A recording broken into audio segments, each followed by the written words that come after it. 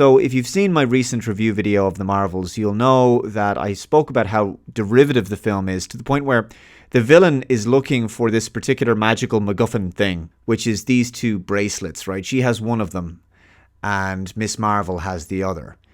So I compared this to a similar plot device that's been seen in other movies recently. So in Indiana Jones and the Dial of Destiny, there was the dial, which had been divided into two parts. In Transformers Rise of the Beasts, there was this very important key that had been separated into two parts. But as some of you mentioned in the comments, I neglected to include an identical plot point in the recent Mission Impossible Dead Reckoning Part 1 movie, a key that was divided into two parts. So it's not exactly the most original idea in the world, and the fact that all of these films came out within a few months of each other just further serves to underline that point. Is it any wonder that so many people joke about how it feels like AI is involved in the writing of modern Hollywood movies? So anyway, I've talked about that stuff before. What I wanted to do in this video is to follow up on my review video of the Marvels, because I wanted to talk about a few extra things. So aside from Kamala Khan, played very well by Iman Vellani, the Marvels lacks soul, heart and fun. There's no real emotion to it. I felt the same way about the Marvels as I did about Secret Invasion.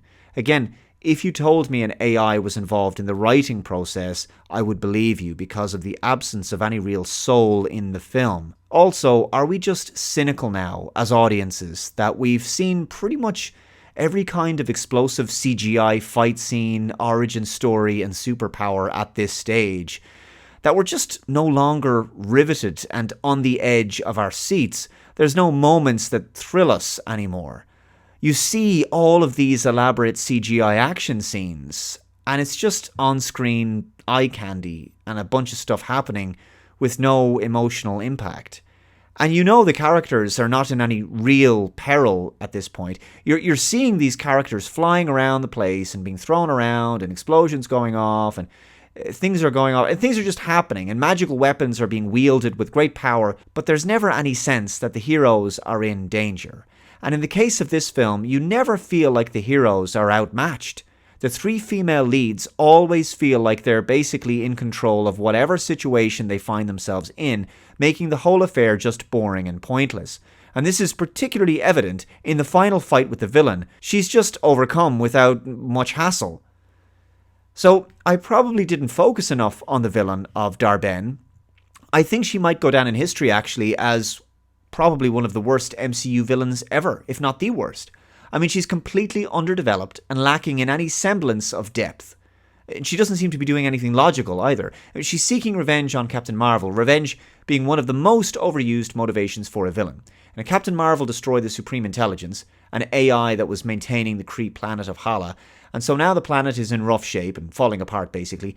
So Dar-Benn wants revenge on Captain Marvel for this, but we learn nothing about Dar-Benn's backstory and who she is and what she's about. She's completely lacking in any kind of personality. So there's zero complexity in this character. She just behaves in, cliched arch-villain ways. She does bad stuff because the plot requires it, basically. She spouts, standard supervillain lines of dialogue that you would expect from a kid's cartoon, in my view. So beyond revenge, she seemingly has no other discerning desires, qualities, or traits. It seems that the purpose of Dar-Benn is to just show up in some scenes, face off against Captain Marvel, make some very arch-melodramatic, mustache-twirling pronouncements, and then swing her hammer around in a big CGI fight sequence. Rinse and repeat until she's defeated in the final fight. And we learn nothing else about Dar-Benn. She is neither interesting or engaging, and she lacks charisma and seemingly any real intelligence or dynamism. Also, I have to say that the characters in this film seem to be able to traverse the universe in minutes, jumping from one planet to the next without any explanation of how they got there. Now finally, there's the continued trend of rips and tears in the fabric of space-time and other realities bleeding into our own, which we've seen in all kinds of movies of late, and TV shows even. Why? Because every kind of story in this genre is basically done. So the only fertile ground left is to effectively mess with the formula and do all sorts of crazy, wacky stuff. Bring back dead characters, crossover characters from completely different and unconnected continuities, just for the novelty, just for the sake of it, and basically break the rules of established canon. And the multiverse gimmick allows you to do that. It's already tired.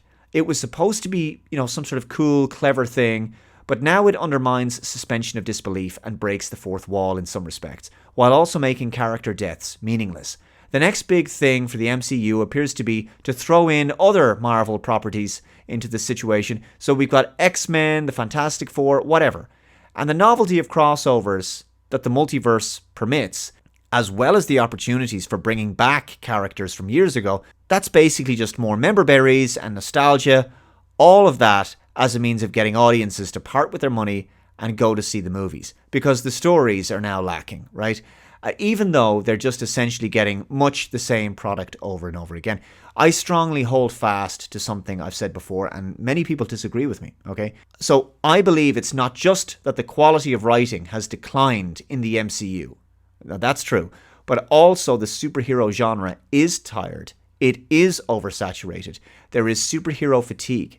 Yes, it is still possible to produce a great popular superhero movie with the right writers and director, sure. But I think the days of consistent billion-dollar box office blockbusters in the superhero genre is over, regardless of what studio is doing it. There are going to be a few smash hit movies here and there, but the law of diminishing returns has set in and audiences are moving on. The Marvels contributes nothing to the MCU of any substance. In fact, I think it detracts from it. None of the characters are interesting. The story is just a mess. I'd rather rewatch The Flash or Blue Beetle, to be honest, and I didn't like either of those films very much. The Marvels' only redeeming quality is that it's the shortest film in the franchise. Next up, I'll be talking about the box office success or lack thereof of the Marvels. Thank you very much for watching. Take care. Let me know your thoughts in the comments below. Hit that like button and subscribe for more. I'll see you in the next one. Bye-bye.